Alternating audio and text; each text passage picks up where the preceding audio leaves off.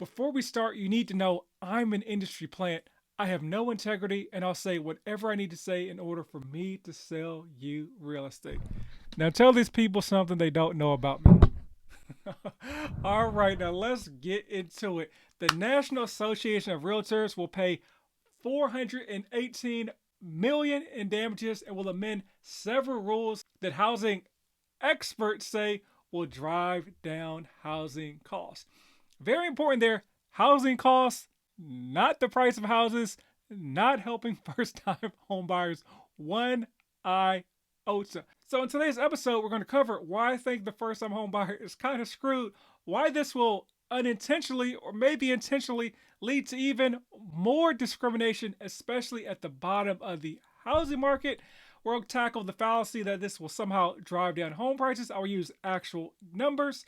Talk about the winners and losers of today's or yesterday's verdict. And if this is your first time hearing my voice, my name is David. I have a background as a mortgage underwriter, a lender, and a realtor. So yes, it is the entire home buying process.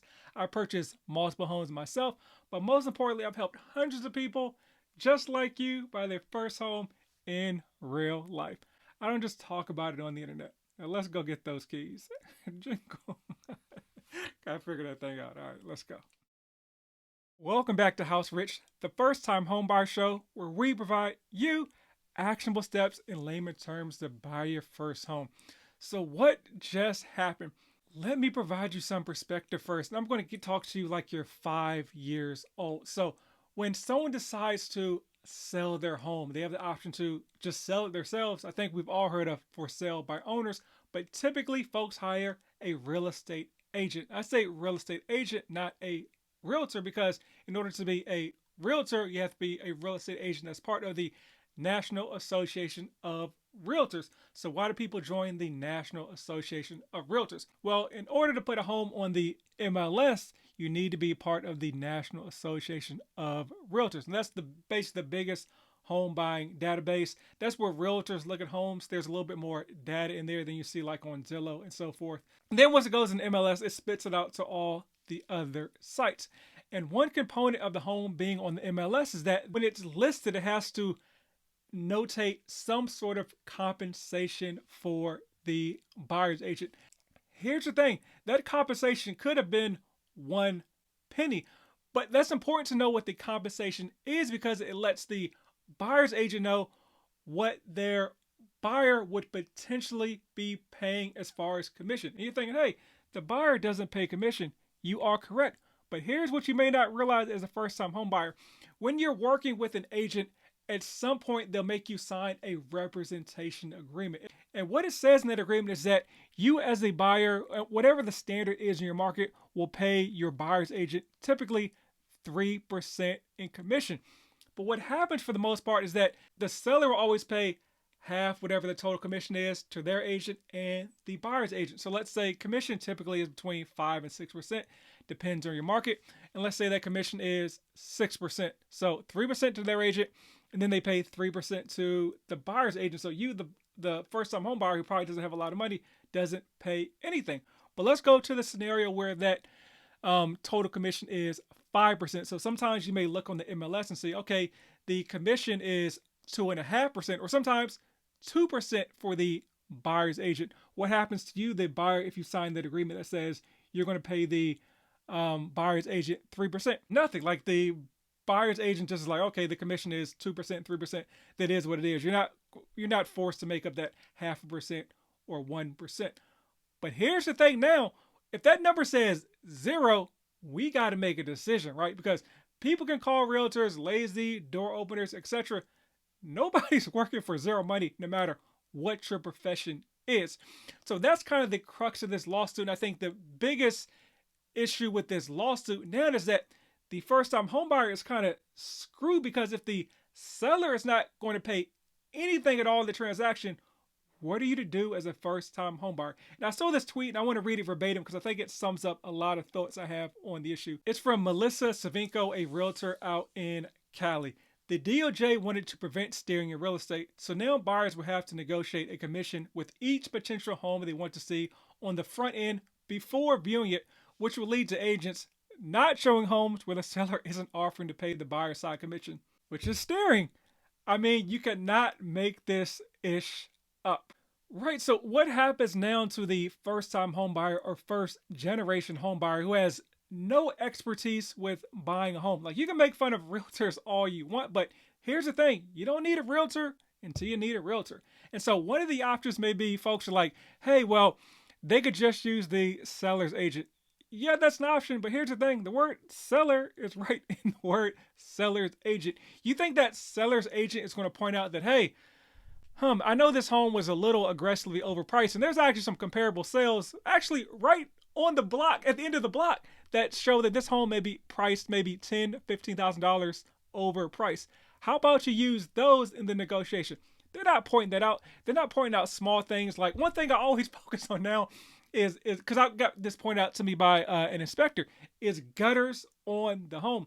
Most folks don't realize that not having gutters on the property can be a huge issue when it comes to the foundation, because now all that water is coming directly down towards the foundation. Let's say the grading on the ground next to the home is incorrect. One thing you probably won't focus on as a first-time home buyer, now that water is coming towards the foundation, you have foundation issues down the line, and that's potentially tens of thousands of dollars of issues you may run into. They're not going to point out things like, hey, there's, you see these like cracks, near the window.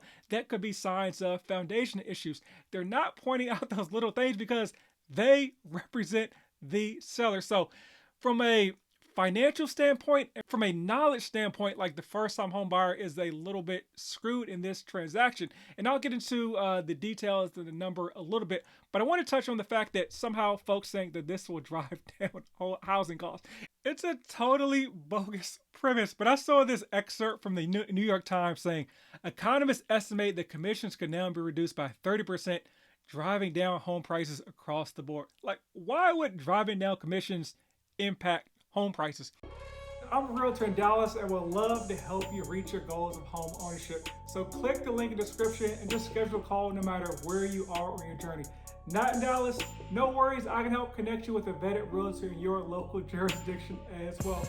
And feel free to share with friends, family, and foes. Everyone gets love. This is what happens when smart people, air quotes, that aren't actually smart in the industry they're writing about, like, comment on a topic. And you're like, who are these economists? I mean, you can find anybody to say anything, right? 4 out of 5 dentists recommend, whatever toothpaste is popping at the time, right? But I want you to think about this. What do you think drives home prices? Like, think about it. 1, 2, 3. It is supply more than anything. Think about pre-2019, before COVID. There was kind of a healthy supply of homes, still trending downwards, but there was a healthy supply of homes. There was like maybe between 4 to 6 months of inventory. During COVID, what happened? There were supply chain constraints. There were issues with building and constructing new homes. Interest rates went down, down, down in order to stimulate the economy. That increased the demand for homes. The supply was still low and decreasing. Home prices went through the roof. At one point, there was like a 12-month time span where home prices went up 43%.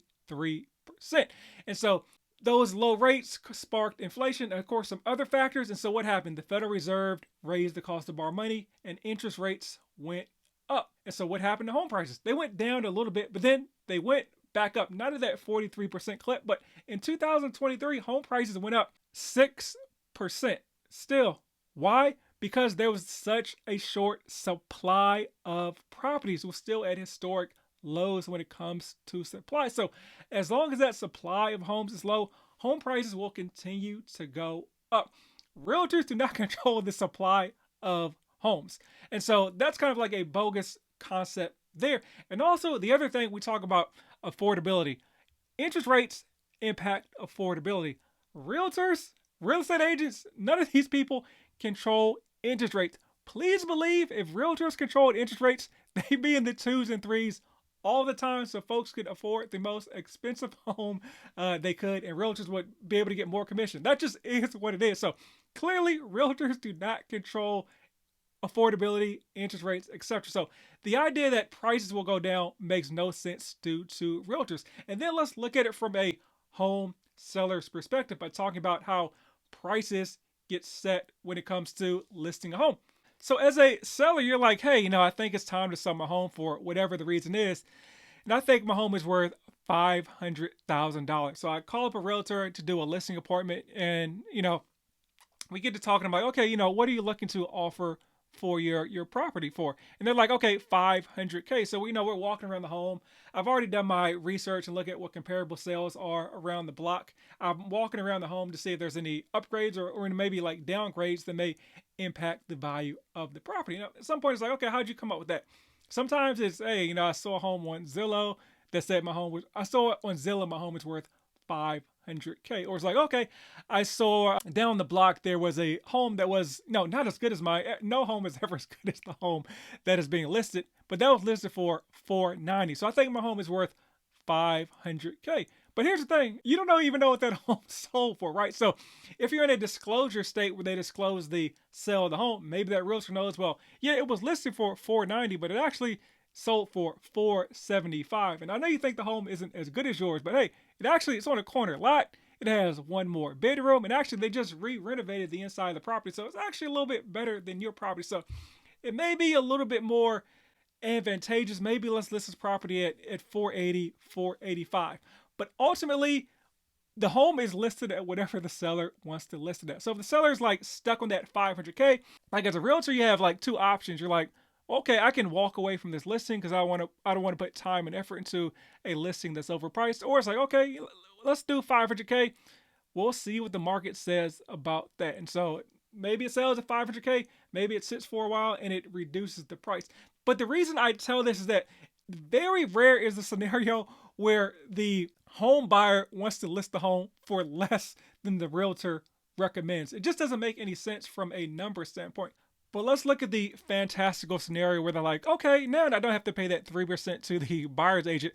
Let me just give that 3% to the seller. Well, okay, but one, that's still a net 6% loss for the seller, right? It doesn't really make sense from their perspective. Or let's say I'm going to lower the price of the home by 3%. And to make the numbers easy, let's look at at $100,000 home. So instead of listing it at 100K, they list it at 97K.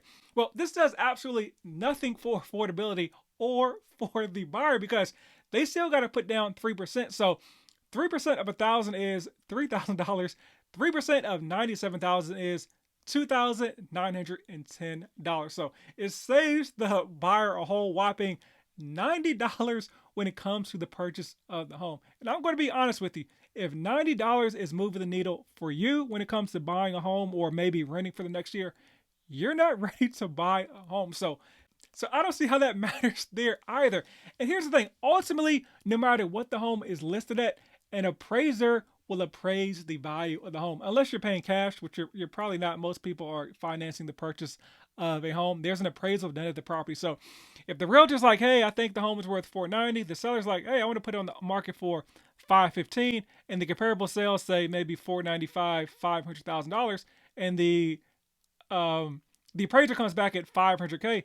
That's all the money that the lender will lend you. So the price is going to kind of matriculate back down to 500K when it's all said and done. Here's two more excerpts from the article. Housing experts said the deal and expected savings for homeowners could trigger one of the most significant jolts in the U.S. housing market in 100 years. In 800 years? Okay. So this person can't even type a coherent sentence. But this will blow up the market and would force a new business model, said Norm Miller, a professor emeritus of real estate at the University of San Diego. Now I can't read sentences. So who cares if you're a first-time homebuyer? You are already paying zero. It's like, it doesn't get any better than that. But now let's vilify the real estate agent because this is always the number that bozos come up with. It's like, hey, an American homeowner currently looking to sell $1 million home should expect to spend $60,000 on real estate commissions alone, with 30 going to his agent and 30 going to the other agent. Well, this is not $1 million LA, New York, or whatever your city is. Like, the vast majority of homes, I'd say more than 51% of homes are not $1 million homes. Like the idea is that all realtors are riding around in G-Wagons or in the back of some SUV while they have a chauffeur. It's just bogus. Like this $1 million number folks talk about is just lazy. So I'm going to get into the actual numbers of what real estate agents actually make now and also what this potentially could impact realtors making in the future. And this is why, as I mentioned, I think it'll have a negative impact on the first time and definitely for even more the first generation home buyer. Because, like, who are you leaning on for guidance? Let's say that fees go down to 0 or 1%, 0%. Like, if it's at 0%, like realistically, like, who is even going to show you the property? You may think the seller's agent, but they're not going to be showing. They don't literally have the time to show the property to maybe the 5 or 10 people that want to see the home because one, the vast majority of people are just lucky lose to begin with, and they're not going to be even closing on the home. It's a horrible use of their time. But I think some of the winners of this will be like brokerages like Open Door and Redfin. They just let people kind of waltz in the home and check it out. Quick story. Like when I was looking at homes when I bought my first home here in Dallas, I used Redfin just to go around and look at homes so I could go in and out the homes because they assign an agent to you, just an agent of that day. It's not anyone you work with on a consistent basis, and they show you the homes. And so I got an idea of what was out there in the market. So this is kind of a win for them. But one thing these brokerages, kind of like these iBuyers, don't point out is that especially with Open Door, it's just super like lowball offers. Like because they give you like the big push is that hey, they're going to give you cash for the property and take it off your hands right away. But of course, if they're just going to be taking a home off your hands and then listing it like a month later, why would the value of the home increase a month later? It doesn't. So they have to buy the home from you at a depreciated or depressed price in order for them to make a profit on the home a week later. So once again, that's kind of like an L for the sellers in that situation. But of course, I want to acknowledge that times have changed, right? You know, even 10 years ago, as a potential home buyer, you did not have the access to homes and, you know, like the Zillows, the Redfins, where you could just go online and do a lot of your home search online. Like the last two homes I purchased, I feel like I did like 90% of the heavy lifting as far as finding a home. So, you know, there does need to be some sort of shift in the market, and the value that the buyer's agent potentially brought to the table is a lot different than it was 10 years ago. But here's the thing, like I'm curious what the sweet spot is going to be, because of course no one's going to be showing you or working with you for $0. But let's say the commission goes down to like 1% to 3%. That is a drastic shift in the market and a drastic shift in the industry. And you will in no way be getting the same service at 1% than you would at 3%. Of course, there are crappy agents that weren't giving you good service at 3%. There are crappy people in every industry. Let's acknowledge that. But let's look at like a $350,000 home. Let's say the commission goes down to 1% for a buyer's agent. Here's how the numbers break out. 1% of 350,000 is $3,500. You may think, hey, that's a pretty decent payday for maybe 20 to 30 hours of work. Yeah, that is a pretty decent payday for 20 to 30 hours of work. But the realtor's not getting $3,500. There's going to be a brokerage split because the realtors work under a broker who is a lot more seasoned and has a lot of the legal responsibility if something goes awry in the transaction. That's who you sue is the brokerage, not the realtor, if something was to go awry. And so let's say that commission split was 80%. So now that 3,500 goes down to 2,800. You may still be thinking, that's a pretty decent payday. Well, here's the thing. We haven't taken out taxes, insurance, benefits, or nothing's been paid in that transaction as well. But let's just take out taxes, 30%. So now that 2,800 has gone down to $1,960. So you may think, okay, let's break this down from a realtor that put in like 30 hours with this client. That comes out to about $65 an hour. You may think that's some great pay. That's more than like nurses make, folks that do real life-saving stuff. You know, our heroes. Well, here's the thing. It's $65 for the chance to potentially close on a home. The vast majority of people that realtors or real estate agents talk to, of course, they don't close on the property. You probably talked to a couple of real estate agents in your life. You may have been one of the people that have, you know, got with a real estate agent and then, you know, maybe looked at 5, 10, 15 homes and then decided, hey, it wasn't your time to buy. And that realtor may have put in, you know, 10, 15 hours with you that they'll never be compensated on. So that $65 an hour isn't really the money they make. And $350,000 typically is like the lower level of most markets. But let's talk about the lower level of the market. Like right now in real life, I'm helping somebody here in the Dallas area look for a home, and the top of their budget is $240,000. At 1%, when it's all said and done, I'd clear about $1,344. I'm going to be realistic with you. I probably would not do that deal at 1%. I would be upfront with that person just to be like, hey, this unfortunately is not worth my time. Just being honest with you. And what does that lead to? That leads to discrimination, right? Because the people that are going to be mostly impacted are the folks at the bottom of the housing market, because it's going to create situations where it's literally not worth the realtor's time in order to go through the transaction. So they either have to go with no representation, or they're back to the scenario where they're represented by the seller's agent who really represents the seller. And who is at the bottom of the market? So we can talk about all the socioeconomic issues of folks at the bottom of the market in whatever race you're in, but typically that's going to be minorities, right? Or the black and brown folks are typically at the bottom of the market. When we talk about black folks, only about 42% of them are homeowners. So statistically, their parents more likely than not do not own a home. Same thing with Latinos. I think that number with them is about 52%.